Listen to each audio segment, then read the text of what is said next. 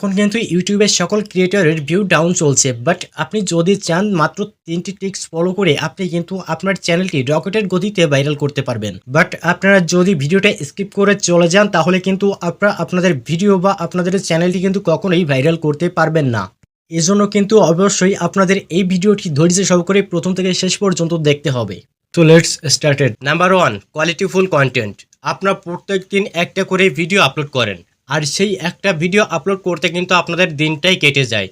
কিন্তু আপনাদের যে একদিনে একটা ভিডিও এডিট করবেন, সেই ভিডিওটা এডিট করতে গিয়ে কিন্তু আপনারা খুব ভালোভাবে এডিট করতে পারবেন না। কিন্তু এখন বর্তমান সময় আপনাদের রেগুলার মেনটেন করা লাগে না। আপনাদের ভিডিওটা যদি কোয়ালিটিফুল ভিডিও হয়ে থাকে বা কোয়ালিটিফুল কন্টেন্ট হয়ে থাকে, তাহলে কিন্তু আপনাদের অডিয়েন্স আপনাদের ওই ভিডিওটা ধৈর্য ধরে দেখবে। আর ইউটিউব চায় যে আপনারা আপনাদের অডিয়েন্সকে অনেক সময় ধরে আপনাদের ভিডিওতে আটকে রাখেন, তাহলে আপনাদের ওই ভিডিওটা কিন্তু ভাইরাল হয়ে যাবে। ইউটিউব নিজেই কিন্তু আপনাদের ভিডিওটা বুস্ট করে দিবে।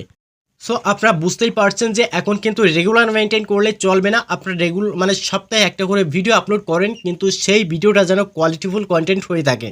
নাম্বার 2 হচ্ছে সব থেকে ইম্পর্টেন্ট, কারণ আমাদের ভিডিও যে 30 সেকেন্ড হয়ে থাকে, প্রথম যে 30 সেকেন্ড, এই 30 সেকেন্ড কিন্তু মানুষের ভিডিও দেখে তার উপর নির্ভর করে যে তারা আমাদের ভিডিওটা ফুল দেখবে কি দেখবে না।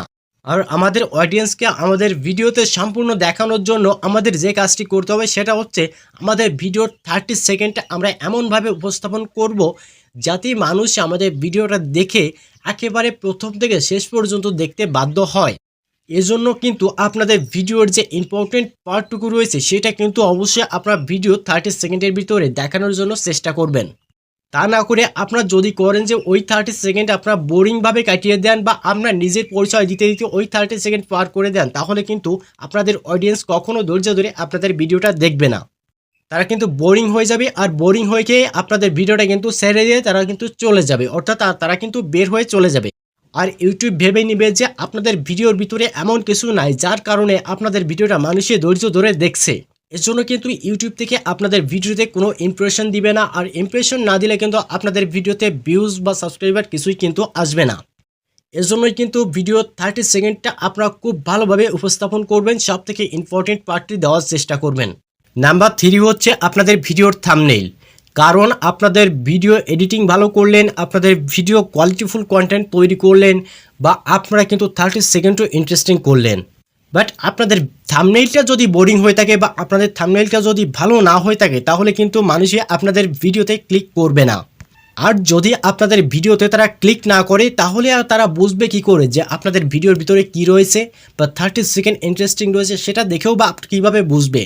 এর জন্য কিন্তু আপনাদের ভিডিওর যে থাম্বনেইলটা রয়েছে এইটা কিন্তু হাই কোয়ালিটি থাম্বনেইল তৈরি করতে হবে।